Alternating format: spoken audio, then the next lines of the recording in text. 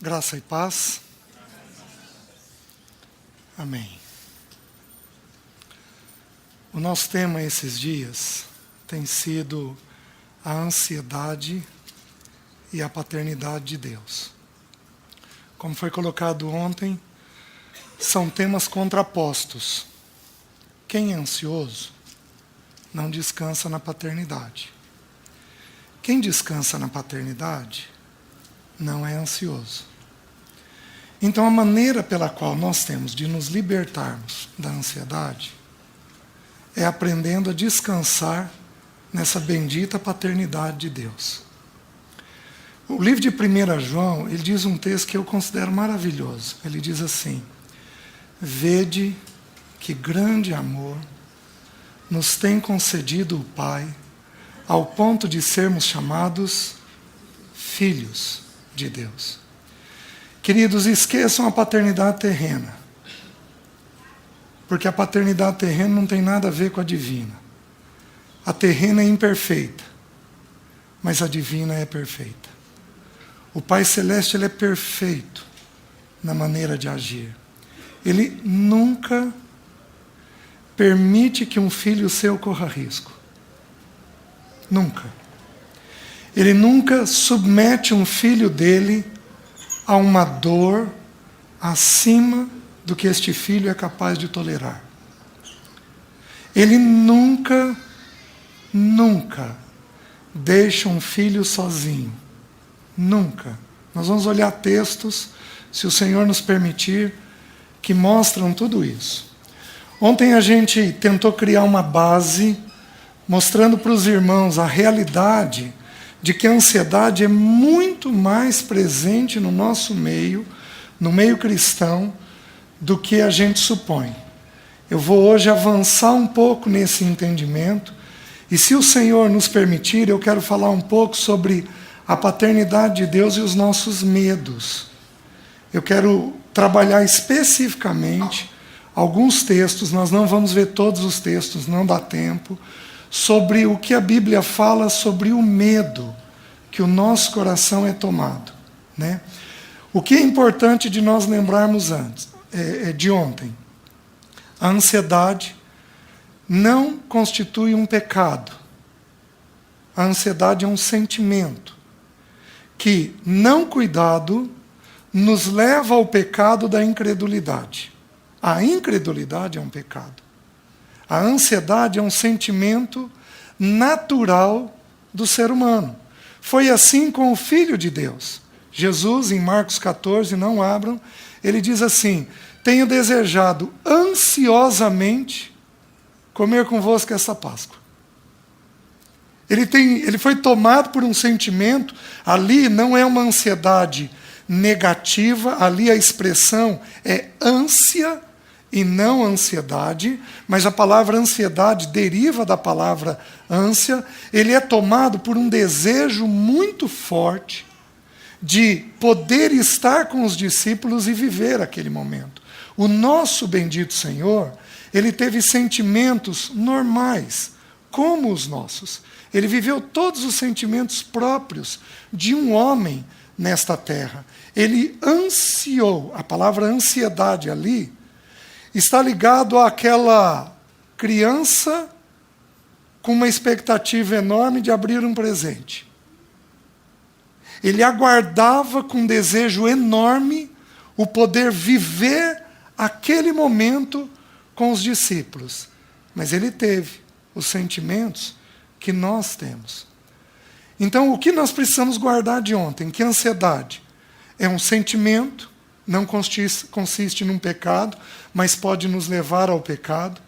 Nós precisamos guardar que os nossos olhos, os ouvidos e os olhos, é que alimentam a nossa mente, e esse é o ponto que nós vamos trabalhar hoje.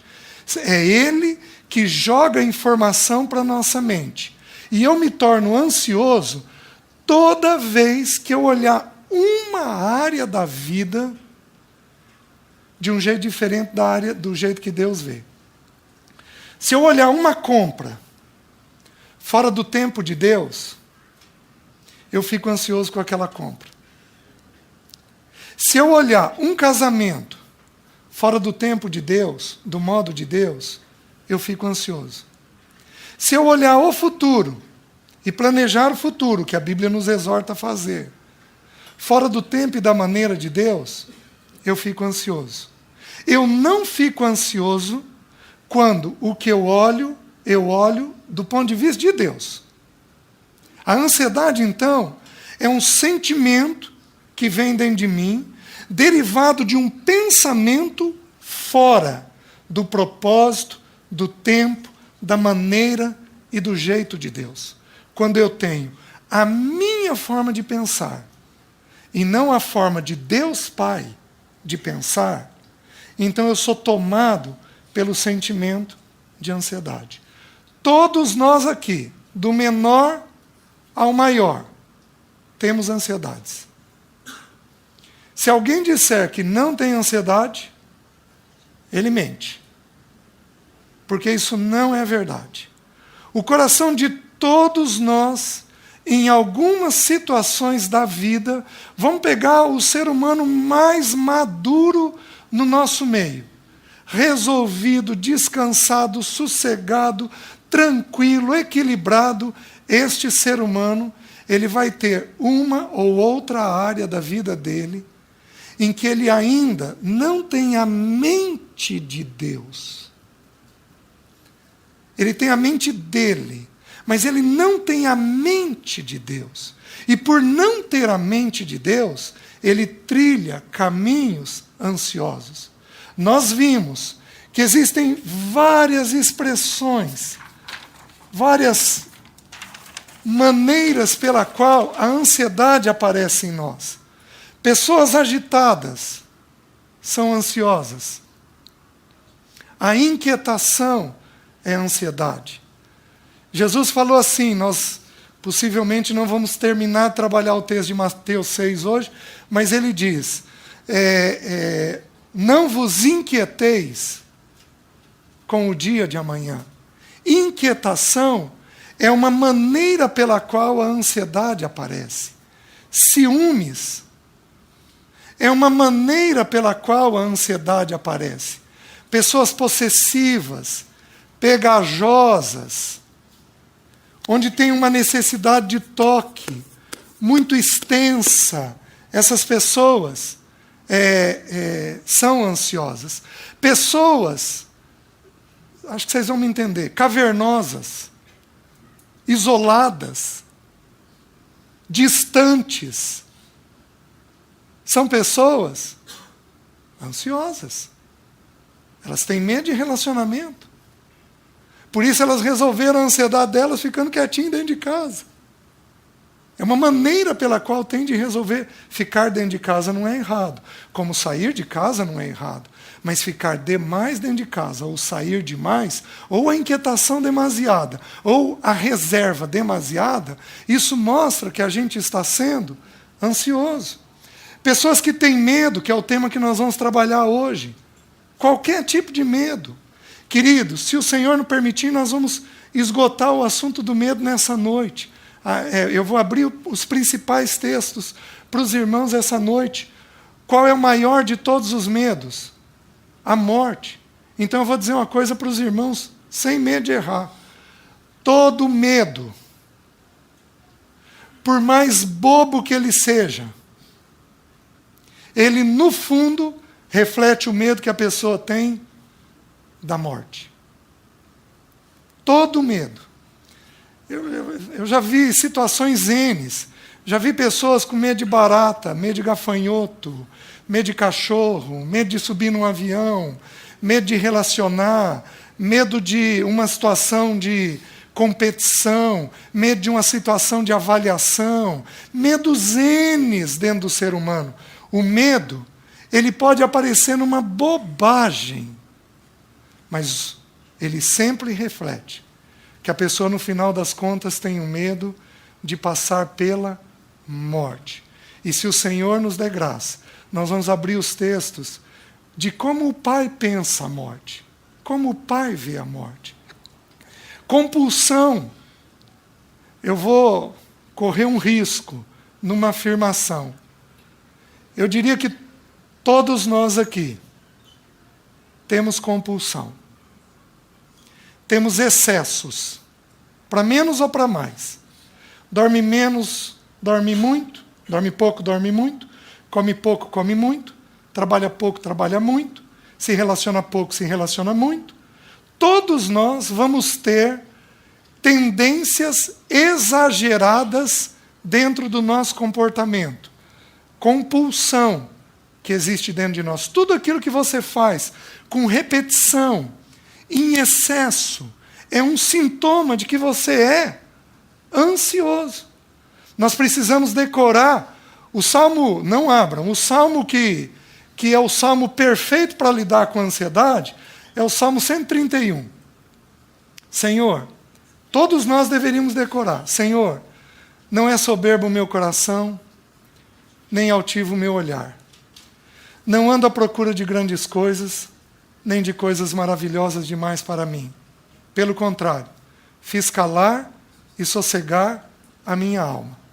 Como a criança desmamada. O que é uma criança desmamada? Ela terminou de mamar. Você já viu uma criança desmamada? Como a criança desmamada se aquieta nos braços de sua mãe, como esta criança é a minha alma para comigo. É o salmo perfeito, é o contraponto da ansiedade. Porque a alma foi ensinada a aquietar como uma criança desmamada, suprida, cuidada, amada, repousando. Essa alma encontra descanso pleno no Senhor. Só que o começo do texto diz assim: não é soberbo o meu coração, nem altivo o meu olhar. Não ando à procura de grandes coisas. Não tem compulsão, não tem inquietação no dia a dia, não tem movimentos excessivos no dia a dia, mas aprendeu o que é o amor de Deus, o cuidado de Deus, a visitação de Deus, o tempo de Deus em todas as coisas. Então, compulsão retrata, é uma das principais características da ansiedade. Irritação. Pessoas irritadas, ou irritadas para dentro, que adoecem o corpo, ou irritadas para fora. Nós temos dois tipos de irritação na Bíblia. Nós temos uma irritação que ela é jogada progressivamente o tempo todo. E nós temos uma irritação que é explosiva. Ela mata. Ela mata alguém. Se não matar fisicamente, quantos de nós aqui não matamos verbalmente? Numa irritação explosiva. A pessoa é assim porque ela é ansiosa. Meus queridos irmãos, o seio da Igreja de Deus é composta de irmãos com tudo isso. Nós já vamos abrir um texto que começa a esclarecer. A somatização. O que é somatização? Pessoas que jogam o seu estado emocional para o corpo. Labirintite de fundo emocional. Porque a labirintite ela pode ser orgânica, mas tem uma que é de fundo emocional. Labirintite, musculatura pulando no corpo, musculatura do olho. Quem aqui tem? É. Barulhinho na cabeça. Um toque, toque, toque, toque. Uma serrinha, uma água contínua. Hoje sabe-se que do mesmo jeito que a musculatura do olho fibrila, a musculatura do ouvido fibrila. E produz sons dentro da cabeça. Vocês estão entendendo? Tudo isso, muitas vezes, quando não é orgânico, é de fundo emocional. A pessoa está ansiosa e essa ansiedade aparece no corpo dela. São características, então, que vão entrando dentro de nós. Oh, meus queridos, o Pai anseia um povo livre. O Pai anseia um povo livre de todas essas coisas. O primeiro sermão do nosso Senhor Jesus, ele abriu a palavra de Deus em Isaías 61, no primeiro sermão. E ele diz: o Espírito de Deus está sobre mim. E ele me ungiu para libertar os cativos. Eu fui cativo da ansiedade, de muita ansiedade. Eu parei no cardiologista aos 21 anos. Eu parei no neurologista aos 12 anos. Tudo por somatização. Tudo por ansiedade. E o Senhor foi, bendito seja o nome do Senhor, Ele foi com amor, com graça, com cuidado, Ele foi trabalhando essa visitação, porque o Espírito de Deus ungiu Ele, e esse mesmo Espírito veio sobre mim e sobre você, para libertar os cativos. O cativo do medo, dos ciúmes, da agitação, o cativo de um toque excessivo, o cativo da compulsão. O Espírito Santo de Deus tem anseio, tem desejo, tem fome de libertar o povo de Deus, para que a nossa mente pertença ao Pai, para que a nossa mente seja tomada pelo Pai, a gente faça a vontade do Pai, a gente ande no caminho do Pai, a gente tenha os pensamentos do Pai. O Espírito Santo de Deus anseia produzir no meio do povo de Deus essa libertação. Os irmãos estão entendendo? Mas para isso, queridos, nós temos que aprender a lidar com a nossa mente. Porque eu sou o que eu penso. Eu sou o que eu penso. Deixe-me mostrar 2 textos para vocês. Abram em João capítulo 5. O ano passado eu já abri esse texto com os irmãos. 5,19 de João. Diz assim: então lhes falou Jesus: em verdade vos digo, que o Filho nada pode fazer de si mesmo, senão somente aquilo que vir fazer o Pai. Porque tudo que o Pai, fizer, o Filho também semelhantemente o faz. Meus queridos, por que o Senhor Jesus, Ele não avançava nas questões de ansiedade? Porque Ele não tinha um coração ansioso. Porque o nosso Senhor Jesus olhava o tempo todo para o Pai. E quando Ele vê o Pai, a alma dele encontra descanso. Então, por que o texto de Marcos diz que ele desejava ansiosamente comer a Páscoa? Por quê? Porque ele sabia que a separação dele com o Pai estava próxima. É esta separação que fez com que o coração dele, o ver este fato, fez com que o coração dele fosse tomado, num primeiro momento, por um sentimento de ansiedade. Mas o Senhor Jesus não teve uma vida ansiosa. Por quê? Porque a mente dele era totalmente voltada para o Pai. Ele pensava a vida do jeito do Pai. E isso fez o coração dele encontrar descanso. Agora, abram em João, capítulo 8, no versículo 36 a 38. O 36 diz assim: se, pois, o Filho vos libertar, verdadeiramente sereis livres. Nós trabalhamos esse texto já o ano passado. O que significa o Filho libertar? Você só é verdadeiramente livre quando você se vê na mesma condição do Filho de Deus.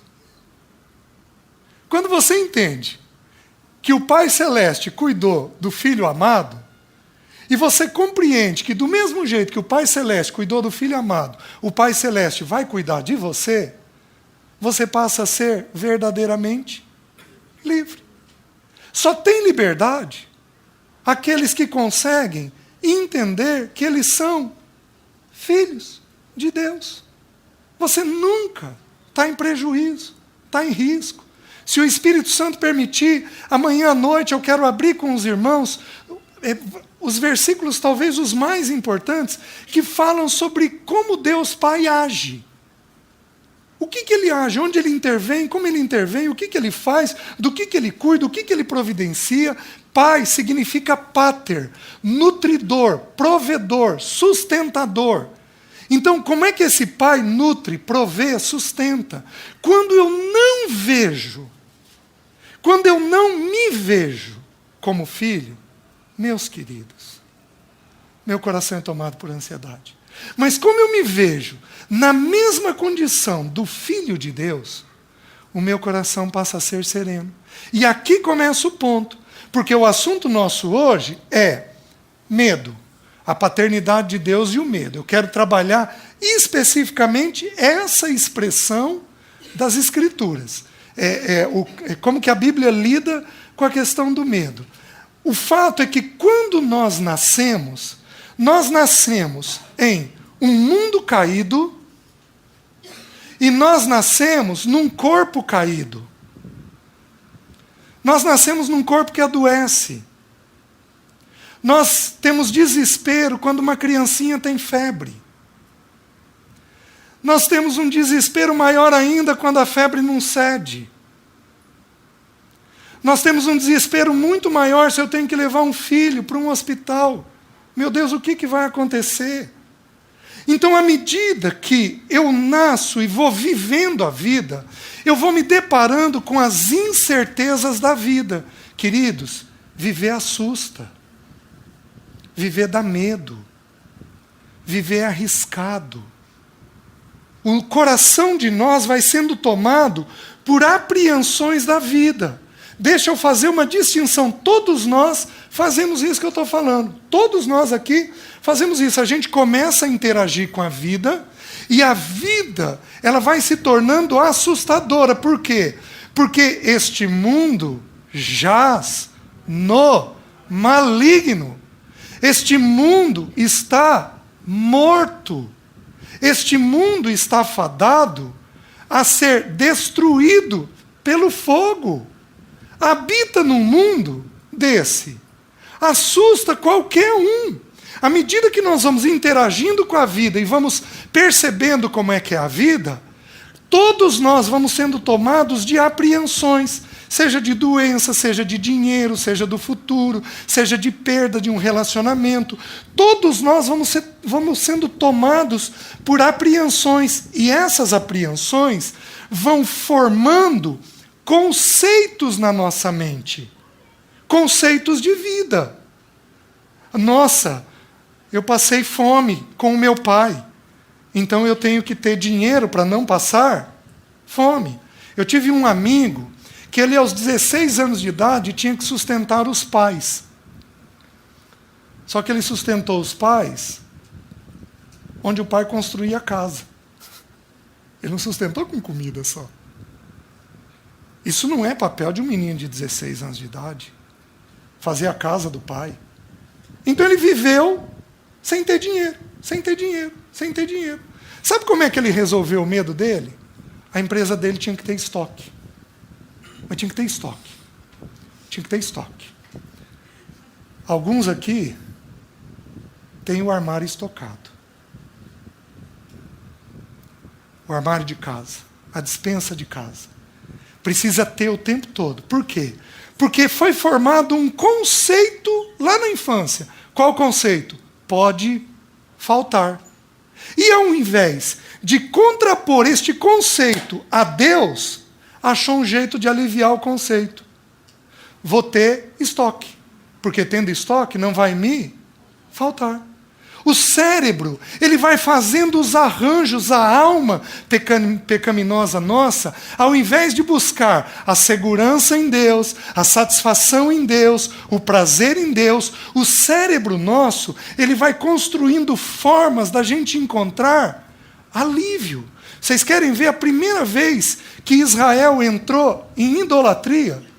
Sabe o que Israel fez quando eles entraram em idolatria? Moisés subiu no monte 40 dias. A segurança deles estava colocada onde? Em Moisés. Eles viram para Arão e diziam assim: nós não sabemos o que houve com esse tal Moisés. Faze-nos deuses que vão adiante de nós. E Arão pegou, pressionado pelo grupo, fez o bezerro de ouro. Eles sentiram falta daquele que os conduzia, ao invés de colocar isso em Deus, e eles construíram um ídolo. Então, esse amigo meu construiu um ídolo. Qual era o ídolo? O estoque. Porque o ídolo dava para ele segurança. Queridos, se um dia o Senhor permitir, talvez um irmão pudesse fazer isso. Sabe o que um ídolo faz? E a gente condena os católicos. Mas se tem um povo idólatra, é o crente. Mas é idólatra. Primeiro porque a Bíblia diz. Segundo porque a gente vê. Você sabe o que o ídolo faz? O ídolo só faz duas coisas dentro de nós. O ídolo dá segurança e o ídolo dá prazer. Porque logo depois que eles edificaram o bezerro de ouro, eles fizeram uma festa. O ídolo então promove duas coisas. O ídolo promove segurança e o ídolo promove prazer. Então o nosso coração começa a trilhar caminhos para resolver os conceitos que vão entrando dentro de nós. O nosso coração começa a trilhar caminhos de segurança aqui. Maneiras da gente ter segurança e prazer aqui, ao invés de jogarmos toda a nossa segurança e o nosso prazer no Pai Celeste. Vocês estão entendendo? Veja um versículo, deixa eu completar esse texto. O 37. Aliás, o 38. Eu falo das coisas que vi junto de meu Pai. Vós, porém, fazeis o que vistes em vosso Pai. Os nossos pais jogam sobre nós conceitos de vida. A gente aprende a pensar a vida junto com os nossos pais, com aqueles que vão nos cercando. Quem for na nossa infância ganhando os nossos olhos e ganhando os nossos ouvidos, ele vai formando dentro de nós os conceitos de vida. Eu vou lembrar um que eu mencionei ontem. Eu cresci com medo de doença. Lembra que eu era filho do farmacêutico. A farmácia do meu pai era o hospital da região. Então eu cresci com meu pai conversando sobre doença. Eu era quieto e sensível. Então eu arregalava o olho e ia absorvendo que a gente adoece. E eu ajudava o meu pai a trazer os doentes graves para a cidade grande. Então a gente adoece de doença grave. Então eu morri de tudo quanto é doença possível e imaginária. Quem aqui tem medo de doença? Levanta a mão. Só? Quem aqui tem medo de doença? Levanta a mão. Agora... Deixa eu explicar. Eu tive tumor no intestino, daquele que mata em 3 meses. Porque era só coisa grave. Eu tive tumor no cérebro. Eu tive demência. Eu tive esclerose múltipla. E como eu gosto de coisa grave, a esclerose que eu tive, ela era mais grave, Porque a gente pensa desse jeito. Os conceitos são formados na nossa infância. Se os pais não ensinarem a gente a pensar segundo Deus, eu me torno ansioso. Os irmãos estão entendendo como é que funciona? Todos nós aqui temos falsos conceitos na mente. Falsos conceitos de relacionamento, falsos conceitos do futuro, falsos conceitos de dinheiro, falsos conceitos de sexualidade, falsos conceitos de amor. Todos nós aqui temos falsos conceitos construídos na nossa mente. E, queridos, esses falsos conceitos nos escravizam. E aí a gente não é do Senhor plenamente. Porque o único jeito de ser do Senhor plenamente é se eu pensar segundo Deus. Se eu penso a vida segundo o meu entendimento, o falso conceito que me foi ensinado, eu sou escravo daquele falso conceito. Os irmãos estão conseguindo entender? Muitos aqui têm o falso conceito do futuro, de que tem que garantir o futuro. Se tornam com isso apegados ao dinheiro, às vezes com um trabalho excessivo, às vezes com uma poupança excessiva. Por quê? Porque é um falso conceito sobre o futuro. Sabe o que Deus diz do futuro? Não vos inquieteis com o dia de amanhã. Aí ele diz assim, pois o amanhã trará os seus? Não. Os irmãos estão antecipando o texto. Não vos inquieteis com o dia de amanhã, primeira etapa. Segunda etapa, pois o amanhã trará os seus cuidados. Segunda etapa. Terceira etapa, basta cada dia o seu próprio mal. Sabe o que ele está falando sobre o dia de amanhã? Que amanhã ele vai trazer o cuidado. Então, quando você tiver necessidade amanhã, sabe quando que ele vai trazer a necessidade? Amanhã. Ele não traz hoje. Ele é um papai que providencia tudo no tempo dele, da forma dele, da maneira dele. A Jéssica não tem condições de garantir a saúde dela de amanhã. Como ela não tem condições de garantir o sustento dela de amanhã. Sabe quando Deus vai providenciar o sustento dela?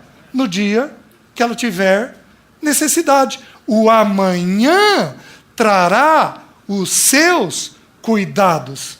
A gente pensa, tem que aprender a pensar segundo Deus. Deus não tem que antecipar o que nós temos de necessidade. Deus não tem que antecipar o cuidado da nossa necessidade. Deus supre a nossa necessidade quando ela for existir. Simples assim. Não tem complicação com Deus. Ele vem e traz no tempo dele. Às vezes, a gente é como uma criança sentada no banco de trás de um carro. Deus está dirigindo. E a gente começa, o pai chegou? O pai, eu quero fazer xixi. O pai chegou? A viagem é de 10 horas. A gente começa nos 10 primeiros minutos. O pai chegou? A gente quer garantir tudo. Deus, que está nos dirigindo, sabe onde vai nos levar. Abram em 1 aos Coríntios, capítulo 3. Deixa eu mostrar uma realidade sobre a mente, importantíssima. Capítulo 2, aliás, versículo 14. O texto diz assim, ora, o homem natural não aceita as coisas espirituais, porque eles são loucura, e não pode entendê-las porque elas se discernem espiritualmente. Porém, o homem espiritual julga todas as coisas, mas ele mesmo não é julgado por ninguém. Quem, pois, conheceu a mente do Senhor para que o possa instruir? Nós, porém, temos a mente de Cristo. Nós, porém, temos a mente de Cristo. Presta atenção. Eu me converti aos 15 anos. Até os 15 anos eu tive todos os falsos conceitos de ansiedade que eu tenho já estavam formados até meus 15 anos. Quando eu me converti, eu recebi da parte do Senhor a mente de Cristo. Mas é a mente de uma criança, de um recém-nascido, porque eu tinha acabado de nascer. Vocês estão entendendo? Essa mente precisa ser desenvolvida. Essa mente precisa ser ensinada.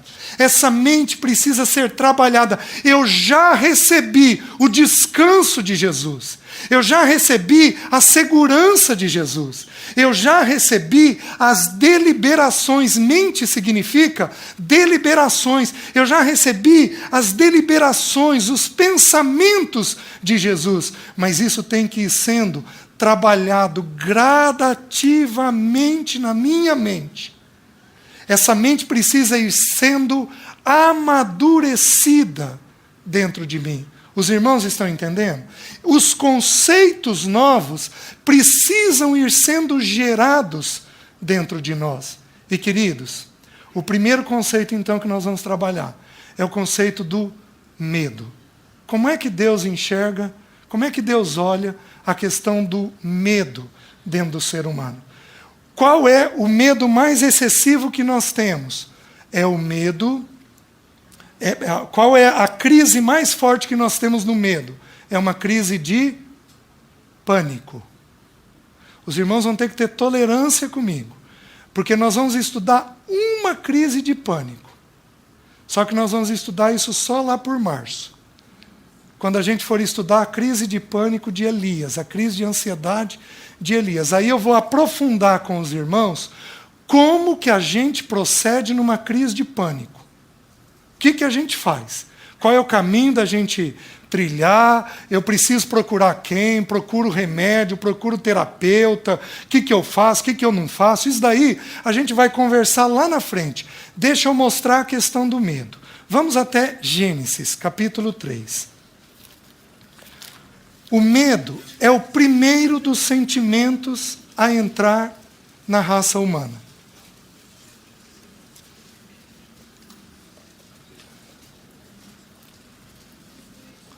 Então, todos nós, 3, 9 e 10.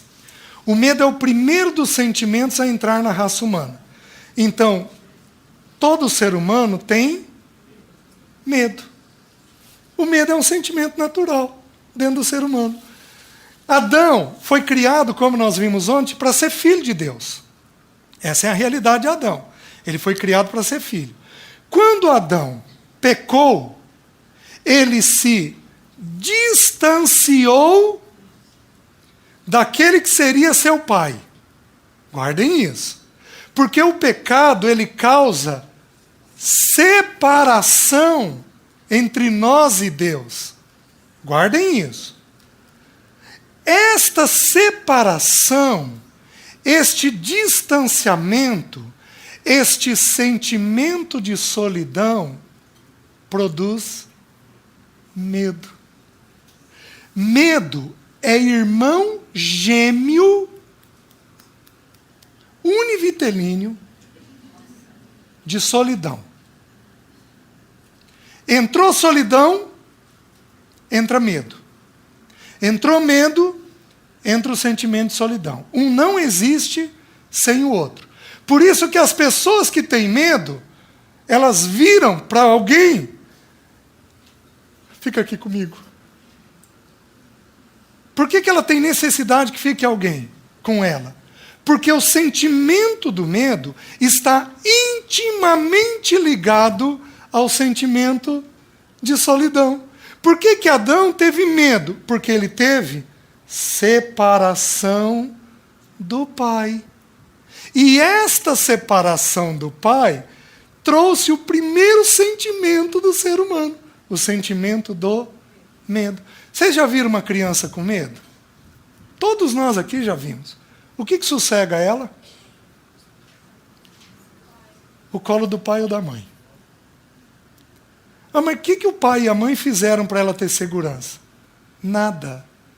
O pai e a mãe deram para ela presença. Toda vez, então, que a nossa alma é tomada por um senso de solidão, eu vou ter o sentimento do medo. Vocês estão conseguindo entender? O medo entra exatamente neste lugar. O versículo 9, ele diz assim, e chamou-se, aliás, o versículo 7, abriram-se então os olhos de ambos, e percebendo que estavam nus, coseram folhas de figueira e fizeram cintas para si. Quando ouviram a voz do Senhor Deus, que andava no jardim pela viração do dia, esconderam-se da presença do Senhor Deus, o homem e sua mulher, por entre as árvores do jardim. Queridos, se eu for aprofundar o texto, eu vou dizer o seguinte, a compulsão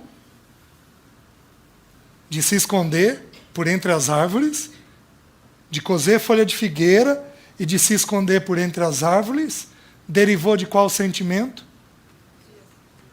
Medo. A gente tem medo de estar só. Por isso a gente desenvolve compulsão. Os irmãos conseguem entender o que eu estou falando? Na compulsão, você se apega a alguma coisa. Vou jogar uma compulsão boba. O sujeito tem hábito de lavar a mão várias vezes. Quando ele faz isso daqui, ele está apegado à limpeza. A pessoa muito limpa, ela é apegada à limpeza porque ela tem no íntimo um sentimento de medo. Toda compulsão está ligada a um medo interno, dentro de nós. Em geral, é falta de pai e mãe, porque quando pai e mãe dão a presença adequada... Querida, desculpa, você sentou aqui. Quando pai e mãe dão uma presença adequada, as compulsões não tendem a existir. Mas quando pai e mãe se distanciam, como o ser humano foi criado para relacionamento, o ser humano tem que se apegar ou a alguém ou a alguma coisa. Ele não tem jeito. Ele vai ter que jogar esse movimento de apego. Porque quando você está ou com alguém ou com alguma coisa, você pode se apegar a uma casa, você pode se apegar à limpeza, você pode se apegar a um animal, você pode se apegar a um objeto, você pode se apegar a qualquer coisa. Quando você tem isso, o seu coração parece que tem a sensação que está mais leve. Vocês estão entendendo? Só que o medo, ele é extremamente importante. Porque ele me leva de volta a Deus. Porque é Deus, é o Pai Celeste, quem vai tirar todas essas sensações de apreensão que eu tenho dentro de mim. Os irmãos estão conseguindo entender isso? Então, essa visitação da presença do Pai, que tira dentro de nós os medos que existem. Adão se separou do Pai. Na separação, o medo entrou. E aí Deus faz uma pergunta curiosa. Deus diz assim: Adão, onde estás? Oh, queridos, a pergunta é para quem? É para Deus? Por que Deus perguntou para Adão? Porque Adão precisava saber onde ele estava. Não era Deus. No livro de Mateus, Jesus faz 47 perguntas. Sabe por quê? Porque as pessoas precisam saber onde elas estão. Sabe por que Deus vai promover uma crise em você? Uma crise de pânico, uma crise de ansiedade, uma crise de sofrimento. Porque a crise tem a finalidade de você saber onde você está. Onde você tem que corrigir as suas coisas. Aí Deus vira e diz assim, Adão responde. Ele respondeu: ouvi a tua voz no jardim, e porque estava nu, tive medo e me escondi. Então a sensação de medo vai derivar dessa separação, desta solidão dentro de nós. Deixa eu ir um pouquinho mais com os irmãos. Abram em Mateus capítulo 14. Deixa-me mostrar uma outra situação de medo nas Escrituras. Aquela situação que Pedro anda sobre o mar. Lembra que eu disse para vocês que tudo está ligado a um conceito? Ao conceito que eu tenho na mente. E o medo, ele entra quando eu me vejo sozinho numa situação. Eu me vi sozinho, o medo se instalou dentro de mim. Olha essa situação. Capítulo 14 de Mateus, versículo 22. Logo a seguir, compeliu Jesus os discípulos a embarcar e passar adiante dele para o outro lado, enquanto ele despedia as multidões. E despedidas as multidões, subiu ao monte a fim de orar sozinho. Em caindo a tarde, lá estava ele só. Quem que estava só? Jesus. Ele teve medo? Por quê? Porque o Pai estava com ele o tempo todo. Ele não tinha medo. Entretanto, o barco já estava longe, a muitos estádios da terra, açoitado pelas ondas porque o vento era contrário. Na quarta vigília da noite, foi Jesus ter com eles, andando por sobre o mar. E os discípulos, ao verem-no andando sobre as águas, ficaram aterrados e exclamaram: é um fantasma. E tomados de medo, gritaram. Por que eles gritaram? Porque na cabeça deles, aquilo era um conceito. Da onde eles construíram esse conceito, eu não sei. Eles tinham um conceito de que um fantasma aparece. E quando eles creem num falso conceito, eles têm ansiedade. Aqui a ansiedade apareceu em forma de medo. Vocês estão entendendo? Aí a história continua, mas Jesus imediatamente lhes disse: tende bom ânimo, sou eu, não temais. Respondendo-lhe Pedro disse: se és tu, Senhor, manda-me ir ter contigo por sobre as águas. E ele disse: vem. E Pedro, queridos, Pedro, vocês se lembram da questão dos olhos?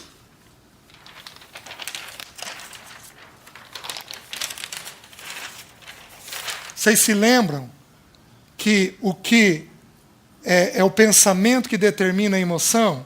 Medo é uma emoção, certo? Qual era o pensamento de Pedro? O Senhor. Senhor, se é o Senhor, me manda ir ter contigo. A mente dele está ocupada pelo Senhor. Os olhos dele, o que alimenta o pensamento? Os sentidos. Os olhos de Pedro estavam colocados no Senhor. Ele estava desamparado? Ele estava sozinho? Então ele simplesmente pôs o pé para fora e começou a andar. Diz lá: vem. E Pedro, descendo do barco, andou por sobre as águas e foi ter com Jesus. Reparando, porém, na força do vento. Querido, os olhos dele foram tirados do Senhor. Então, a presença que ele tinha deixou de existir.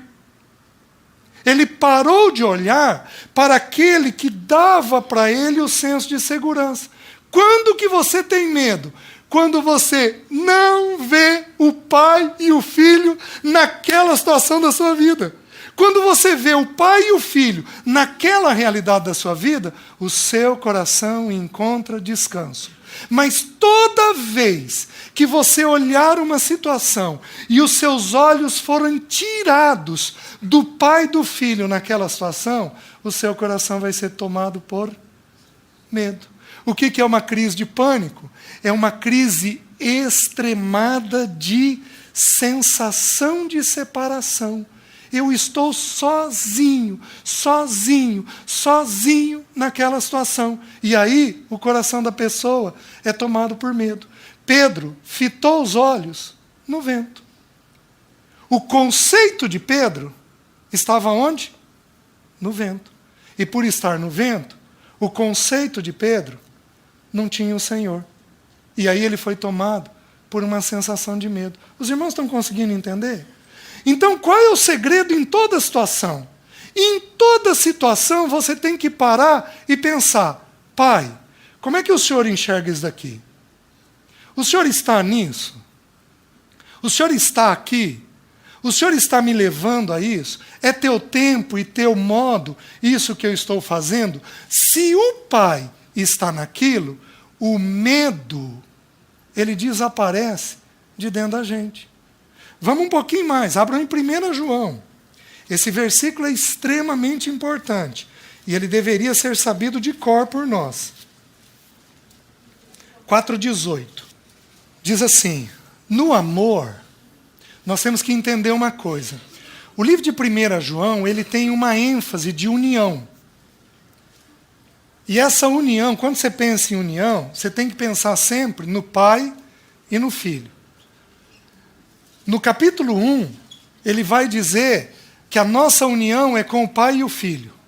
Então, indiretamente, o Pai é uma ênfase em 1 João.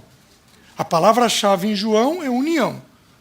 Mas, indiretamente, o Pai é quem faz essa união. Olha como que o Espírito Santo de Deus descreveu a sensação do medo. No amor, não existe medo. Antes, o perfeito amor lança fora todo o medo. Tá, vamos parar aqui. Ele está dizendo o seguinte, que no amor não existe medo. Quando o meu coração é ganho em amor, eu não tenho medo. Mas todos nós temos uma ou outra área em que nós não vemos o amor de Deus. Você pode não ver o amor de Deus na saúde. Queridos, Deus é bom quando Ele adoece um filho dele? Deus é bom ou não? Queridos, se um filho meu tiver um tumor, Deus é bom comigo e com a Alessi? Vocês estão vendo a falta de convicção nossa? Tem um pouquinho de gente que fala, sim, Deus é bom? Sim, em todo o tempo. Mas, meus queridos, se eu de alguma forma não ver a bondade de Deus na questão da saúde, naquela área, o meu coração tem medo e não tem amor. Então, apesar de eu saber que Deus me ama profundamente, eu posso ter uma ou outra área em que o amor de Deus ainda não está fortalecido. Todos nós temos pensamentos que entraram com muita força dentro da nossa mente. Os pensamentos que foram repetidos na infância, eles constroem uma mente enrijecida. Eles constroem uma fortaleza mental. Imagina vocês que um pensamento é uma parede. É possível a gente destruir uma parede com uma certa facilidade? Sim e não. Se você tiver um martelo, você destrói. Se você tiver um canivete, você vai desfazendo uma parede. Tem pensamento que é uma parede. Tem pensamento que é um muro de arrimo. Mas tem pensamento que são os muros de Jerusalém. E simplesmente eu penso daquele jeito e não vejo o amor de Deus naquilo. Todos nós aqui temos pensamentos muito fortalecidos na nossa mente. Como eu tenho dito para os irmãos, pensamento do futuro, de sexo, de relacionamento. Nós temos pensamentos muito fortes dentro da nossa mente. Pensamentos que vão levar tempo para sair da nossa mente. Eu fui ensinado indevidamente sobre sexo a partir dos 6 anos de idade. De tal forma que aos 12 anos eu era viciado nisso. Um pensamento que era uma fortaleza mental. Aos 15 anos me converti. O Senhor levou 12 anos para destruir aquela muralha. Mas louvado seja o nome dele. O Espírito de Deus está sobre mim. O Senhor disse, pelo que me ungiu para proclamar libertação aos cativos. Nós aqui temos muitos irmãos com pensamentos enraizados. Eles não conseguem enxergar a vida de outra maneira. Neste pensamento que você tem, você não vê o amor de Deus. Você vê o seu pensamento. Você vê a sua maneira. Você não consegue ver o trabalhar de Deus, o cuidado de Deus naquilo. Eu levei tempo para entender que o prazer que Deus tinha reservado para mim não era daquele jeito que eu havia aprendido lá atrás. Mas o Senhor foi gradativamente libertando a minha mente, até que hoje eu sou livre nele. Porque se eu sair dele, volta tudo de novo. Eu sou livre apenas nele, na pessoa dele. Os irmãos estão conseguindo entender? E aí ele diz uma coisa. Então, eu vou usar um exemplo básico. Eu vou usar o exemplo de uma pessoa que tem medo de doença. Ou eu poderia usar talvez o medo de avião. Você já viu uma pessoa com medo de avião? Ela fica agitada. Ela fica inquieta. Vocês estão entendendo? Eu vou usar isso daí para a próxima parte do versículo. O versículo diz assim, no amor não existe medo, antes o perfeito amor lança fora todo medo. Qual o único que ama perfeitamente? Deus. Qual Deus? Deus Pai. A expressão do Pai, a figura do Pai. Não que o Filho não tenha feito, mas é o Pai quem provê tudo aquilo que a gente tem necessidade. Ele é o nutridor, o sustentador. Então, o texto diz assim: no amor não existe medo, antes o perfeito amor lança fora todo o medo. Quando eu olhar eu no avião e incluir Deus, o medo vai embora. Só que aí diz assim: ora, o medo produz tormento. Então, a hora que a pessoa tiver com medo do avião, ela fica atormentada. Queridos, o medo produz uma inquietação, uma agitação, um tormento dentro de nós, produz uma agitação interna e a gente simplesmente não consegue relaxar. Vou usar um outro exemplo. Uma irmã que não se sente amada pelo marido. Ela tem uma baixa autoestima e não se sente amada pelo marido. Certo? E aí, ela o tempo todo vigia o marido. Para quem que você está olhando? De que jeito você está olhando? Por que você está olhando? Ela está o tempo todo cuidando. Hoje você não deu um beijinho em mim, hoje você não falou uma palavra para mim. Ela está o tempo todo, como ela tem medo, qual medo? De não ser amada. Ela fica atormentada. O tormento deriva do medo que a gente tem. E aí o texto diz assim: logo, aquele que teme não é aperfeiçoado no amor. Nós não conseguimos avançar. Essa irmã não vai conseguir avançar em expressões de afeto pelo seu marido, porque ela está atormentada. O medo, ele é um impedimento na nossa edificação. Todo irmão que tem medo, ele é impedido de edificar. Porque, queridos, de tudo, da esperança, da fé e do amor, qual é o maior? O que vai ficar? Logo, aquele que teme não é aperfeiçoado no... Ele paralisa o crescimento dele, porque ele está atormentado pelo medo. Deixa eu fazer uma pesquisazinha aqui entre nós. Quem tem coragem de me dizer... Os irmãos vão falando os medos que tem. Espera aí só um pouquinho.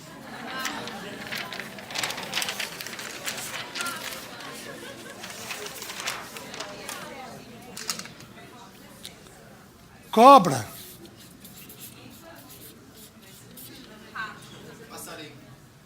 Pássaro. Tá, nós vamos ter mais animais? Não. Porque senão o papel vai ser pequeno. Rato. Certo?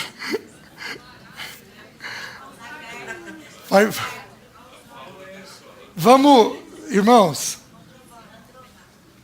Mandruvá. Queridos. Já. Tá, peraí só um pouquinho. Vamos fazer o seguinte. Vamos superar a bicharada. Tudo bem? Então, bichos de uma forma geral. Vamos superar isso. Tem alguns irmãos dizendo coisas interessantes. Alzheimer. Vamos colocar Alzheimer em doença. Tem um irmão que falou uma coisa interessante.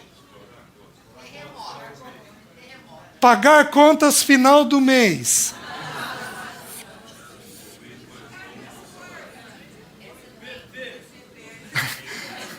Tudo bem. Gente, fica aqui comigo. Faltar água.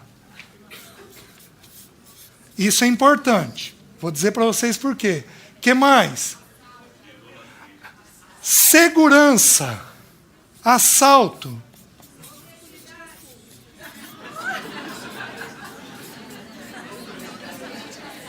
Pera só um pouquinho, eu não ouvi.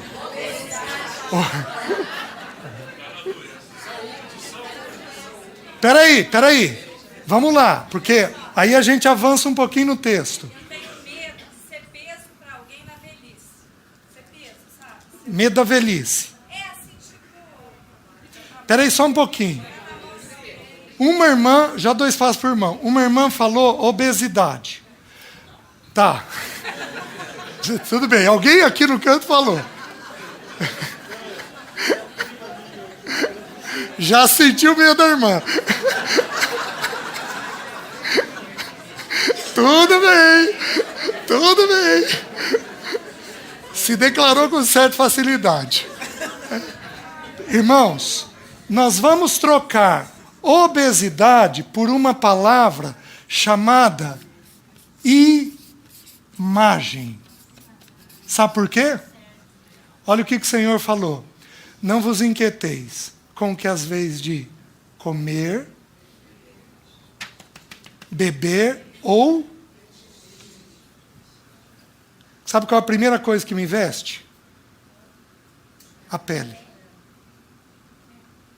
A mulherada aí com as celulites, com as estrias. Ansiedade com celulite. Ansiedade com estria. Porque a primeira coisa que veste é a pele. Depois o que veste? Roupa, carro, casa, título. Vocês estão entendendo? Tudo isso veste o ser humano. Então a questão da imagem é uma questão extremamente séria no quesito ansiedade. Irmão, perder o emprego, trabalho. Isso. Os irmãos estão entendendo quanta coisa está aparecendo no nosso meio? O irmão que mencionou trabalho é um bom exemplo. Ele começa a assistir jornal. Aí esse ano 2015 é uma crise, é uma crise, é uma crise, é uma crise, é uma crise. Depois de 3 dias assistindo o jornal, ele fica irritado com a esposa, o irmão é casado. Ele fica irritado com a esposa. Por que ele está irritado com a esposa? Porque ele ficou com medo e ansioso com perder o emprego. Os irmãos estão entendendo como é que a mente da gente funciona? E, meus queridos, o diabo é um especialista em provocar os falsos conceitos que a mente da gente tem. Ele traz pessoas, ambientes e situações para provocar os falsos conceitos que a mente da gente trabalha dentro de nós. Como é que eu sou liberto do medo? Eu sou liberto do medo, colocando a figura do Pai naquela área minha. Abram em Mateus 6. Deixa eu falar de 2 medos aqui que o Senhor traz no texto. O texto diz assim, 25. Mateus 6, 25. Por isso vos digo, não andeis ansiosos pela vossa vida, quanto ao que haveis de comer ou beber, nem pelo vosso corpo, quanto ao que haveis de vestir. Queridos, eu peguei uma criança uma vez, de 8 anos de idade, com crise de pânico. Ela não dava conta de ir para a escola. Mas a crise de pânico dela era tão violenta que ela tinha uma pré-convulsão. Menina paralisada, tremia inteirinho. Tem uma crise que a gente chama, que a psicologia chama, de histérica conversiva. A pessoa está tão ansiosa que ela joga na musculatura e faz isso daqui. A musculatura sofre com a crise que ela está tendo. Essa menina estava numa crise de pânico, aí os pais me procuraram. E eu pedi para eles contornarem a crise e conversarem com a criança. Sabe qual era o medo dela? Falta água no mundo. Vocês devem lembrar, uns 8 anos atrás, nós tivemos uma seca. 8, 9 anos atrás, eu acho. E aí começou como hoje, eles bateram muito, os professores falaram muito, a água vai acabar, água vai acabar, água vai acabar, água vai acabar, água vai acabar. O que a criança gerou na mente? A água vai. Gerou um conceito. E o Senhor está nos dizendo, que não é para a gente ficar ansioso quanto ao que é a vez de comer, beber, nós moramos numa região ainda privilegiada com água. Mas os nossos rios vêm lá de cima. Secou lá. É questão de tempo para secar aqui. Olha eu produzindo ansiedade. Diz que o bom psicólogo, a hora que vê que o sujeito está melhorando, ele arruma uma doença nova para ele. Ansiedade com água. Porque a cabeça da criança foi saturada com a informação de que ia faltar. E aí Jesus diz, nem pelo que haveis, nem pelo vosso corpo, quanto ao que haveis de vestir. Não é a vida mais do que o alimento e o corpo mais do que as vestes? O Senhor está nos ensinando que comer, beber e vestir produzem ansiedade. O que vocês acham que é anorexia? Ansiedade quanto ao vestir. Aí não, César. Os ossos ainda não estão aparecendo. E a vigorexia? O oposto. O sujeito tem que ser grande. Na anorexia, a pessoa se vê gorda sendo magra. Na vigorexia, a pessoa se vê pequeno sendo grande. Mas ela precisa bombar o corpo para ser cada vez mais grande. É doença de modernidade. Mas isso é coisa de modernidade. Mas é a mesma coisa que o Senhor falou. Não andeis ansiosos quanto ao vosso corpo, quanto ao que haveis de vestir. As pessoas buscam aceitação pelo corpo. O grande problema da ansiedade é que Mateus 3,17 não é formado em nós. Este é meu, é filho, é amado, e eu tenho nele todo o meu prazer. O grande problema da ansiedade é que Mateus 3,17 não está gerado e produzido em nós. Eu não me vejo pertencendo a Deus, eu não me vejo como filho, eu não me vejo amado, e eu não vejo que o Papai Celeste tem prazer em mim por quem eu sou. Eu não me vejo assim. E o fato de não me ver assim produz em mim um coração ansioso. E aí ele vai dizer, observai as aves dos céus. Ele pede para eu pegar os olhos e colocar os olhos em outro lugar, que não na comida, que não na roupa, que não na veste e que não na água. Ele pede para eu levantar os olhos e olhar uma coisa, observai as aves dos céus. E aí, para todos aqueles que têm luta com dinheiro, ansiedade com o futuro, ansiedade com o trabalho, ele diz assim, observai as aves do céu, não semeiam, não colhem, nem ajuntam em celeiros. Queridos, a Bíblia não condena o plantar e colher. Mas o Senhor lançou algo a mais aqui. Nem ajuntam em celeiros. Nós não precisamos acumular. Se o Senhor nos der, amém. Se o Senhor não nos der, amém. Eu vou te fazer uma pergunta simples. Você pode me garantir que o teu filho vai lidar bem com dinheiro? Você pode me garantir que o teu filho não vai pegar o dinheiro que você está suando com tanta dificuldade para deixar para ele e não vai fazer bobagem com o dinheiro? Você pode me garantir que o teu filho tem estrutura para lidar com aquilo que você está deixando? Por isso, queridos, dinheiro é um problema de Deus. Deus sabe a medida exata que nós e os nossos filhos são capazes de suportar. Então Jesus está ensinando assim, que não há necessidade de plantar, de colher e de ajuntar. O Senhor não condena o plantar e colher, porque a Bíblia estimula em muitos lugares a plantar e colher. Mas o Senhor condena o plantar e colher para ajuntar. em celeiros, para guardar, ou seja, aquele trabalho demasiado, aquela coisa excessiva, com a finalidade de ajuntar para deixar uma coisa boa para os filhos, para deixar segurança para os filhos. Isto o Senhor está condenando. Isto é um aspecto ansioso da nossa alma. Meus filhos vão ter necessidade no futuro? Sim.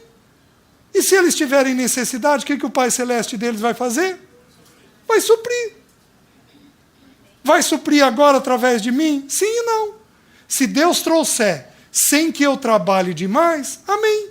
Mas se eu tiver que trabalhar demais, isso vai fazer mal para mim e vai fazer mal para os meus filhos. Então o Senhor está ensinando que eu tenho que olhar o Pai Celeste provendo todas as coisas. E aí ele diz: contudo, vosso Pai Celeste a sustenta.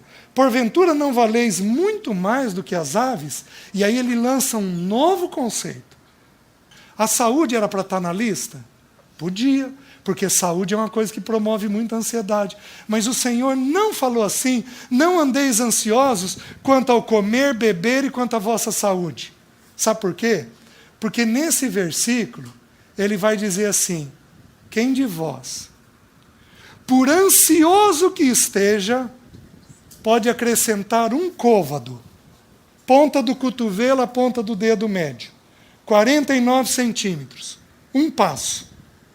Quem de vós, por ansioso que esteja, pode acrescentar um côvado, um passo ao curso de sua vida? Sabe por que o Senhor não incluiu a saúde na lista? Porque o dia da sua morte já foi escrito. Você não vai viver um dia a mais do que Ele programou, assim como não vai viver um dia a menos. Você pode tratar o seu corpo o quanto você quiser, e nós temos que tratar o corpo, porque nós somos templo do Espírito, mas Ele já escreveu o dia da nossa morte. Quem aqui tem medo da morte, levanta a mão. Tá bom, eu acredito. A morte produz pavor. Você pode não pensar, mas não quer dizer que o assunto é fácil. Quem aqui tem medo da morte de um ente querido, levanta a mão. Ah, e aí você diz que não tem problema com a morte? Você pode até não ter problema com a sua, mas você vai ter com a dos seus. E aí, deixa eu explicar para os irmãos uma coisa. Jesus está ensinando que eu não preciso ter ansiedade com a vida. Não abram. O Salmo 139, versículo 16, diz assim, gente, é maravilhoso. Diz assim: tu me vistes a substância ainda informe no ventre de minha mãe. Uma substância ainda informe, eu estou falando de quantas semanas? Os especialistas aí. Quando que começa a definir um pouquinho o corpinho?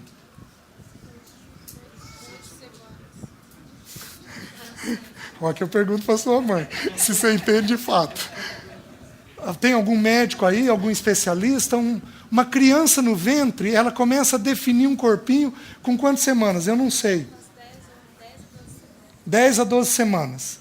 Antes disso, o Senhor viu, você está grávida, o Senhor viu uma criança no ventre da mãe quando ela era substância ainda informe. Aquele óvulo com aquele esperma se juntaram, formaram aquela célula começou a multiplicar, aquela substância ainda informe recebeu os olhos do Senhor. É menino ou menina? Menina. Já tem nome? Já tem nome? O Gabriel, você está de quantas semanas? 32. Está de 32 semanas. O Gabriel foi visto pelo Senhor. Amém. Quando ele era substância ainda informe. Você está me entendendo? O Senhor pôs os olhos nele. Por isso que Paulo diz assim: quanto àquele que me separou antes de eu haver nascido. Porque o Senhor põe os olhos nos escolhidos dele. Mas o Senhor põe os olhos, o texto diz assim: tu me vistes, a substância ainda informe no ventre de minha mãe, e no teu livro foram escritos todos os meus dias, cada um deles escrito e determinado, quando nenhum deles havia ainda. Queridos, eu creio que o Senhor escreveu, que eu seguro uma caneta. Mas quando a Bíblia diz que Ele viu e escreveu os nossos dias, significa que Ele contou o número dos nossos dias. Deus já escreveu o dia de morte do Gabriel. Pode ser com 1 mês. Pode ser com 1 ano. Pode ser com 10 anos. Pode ser com 100 anos. Você está me entendendo? Deus já escreveu. O Gabriel pode não ter recurso nenhum. Você pode estar numa viagem e não tem recurso nenhum.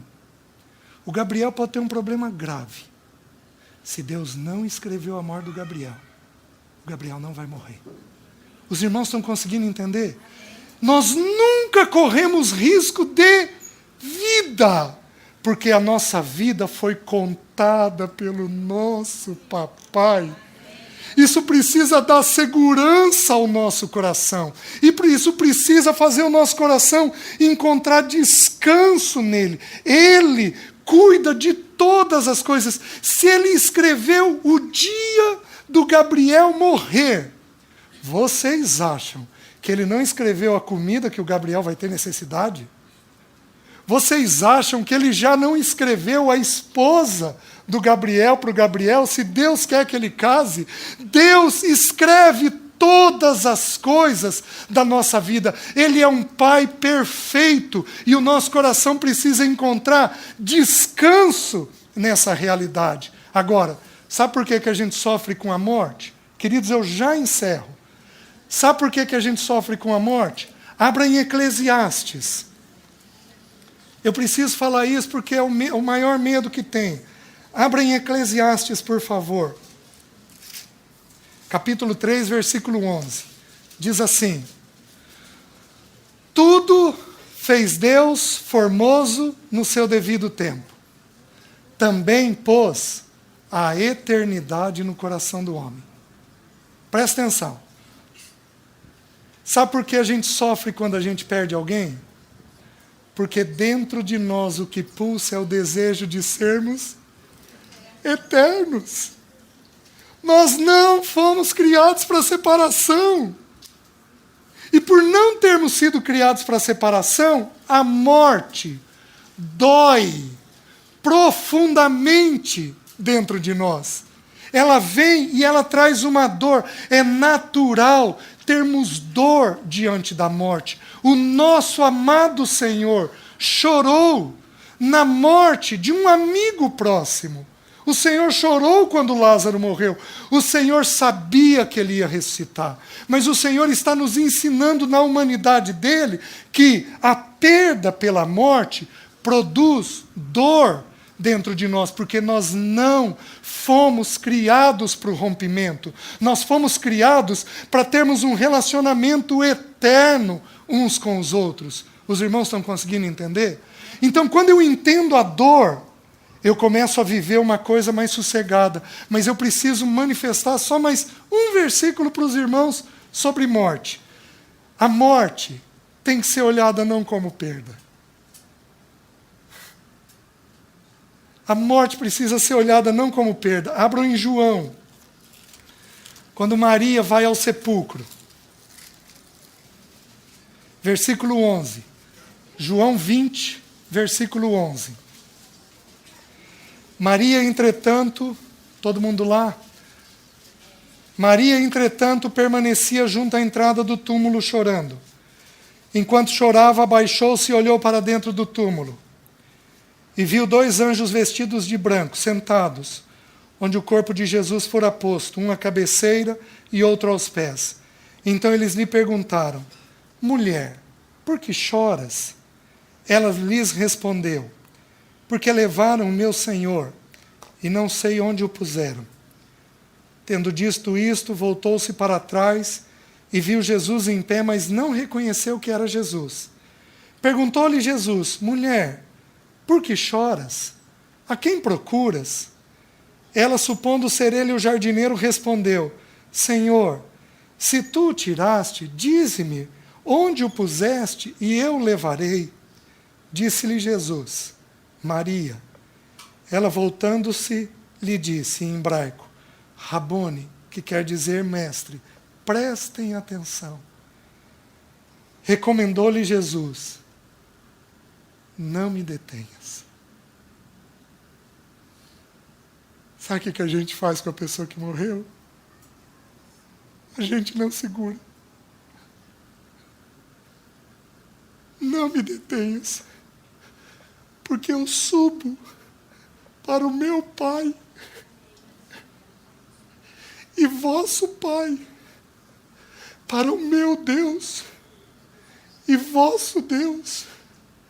Meus queridos, a morte é o tão esperado encontro do pai com o filho. Nada além disso. Eu passei 5 meses sem ver meu filho.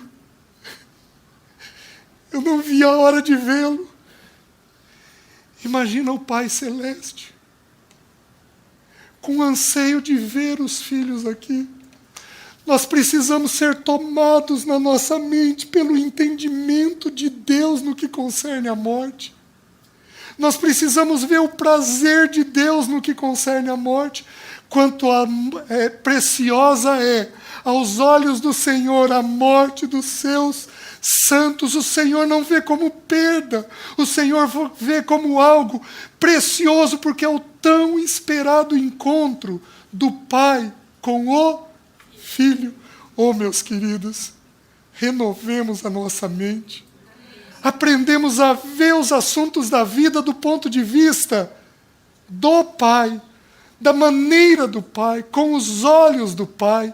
Aprendamos a ver a morte como um servo. Paulo, falando aos romanos, ele diz algo impressionante, aos coríntios, aliás, ele diz algo impressionante. Ele diz que a morte, ele diz que vai agradecendo a Deus por todas as coisas, por Paulo, por Cefas, por todas as coisas, e aí ele diz que a morte é para nós como um servo. A morte é apenas a porta de entrada para nós vermos o nosso bendito e amado Senhor. Por isso nós não a tememos.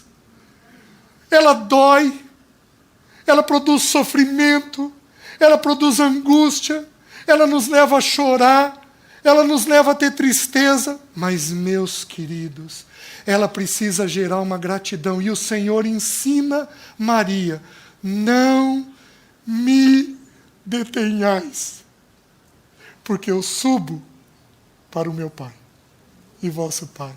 Amém? Amém. Que o coração da gente seja ganho nisso. Vamos nos colocar de pé. Vamos fazer uma coisa diferente. Vamos de 2 em 2, 3 em 3, agradecermos ao Senhor. Agradecemos pela paternidade dEle, pelo cuidado dEle. Vamos fazer isso, todos nós. Vamos aí.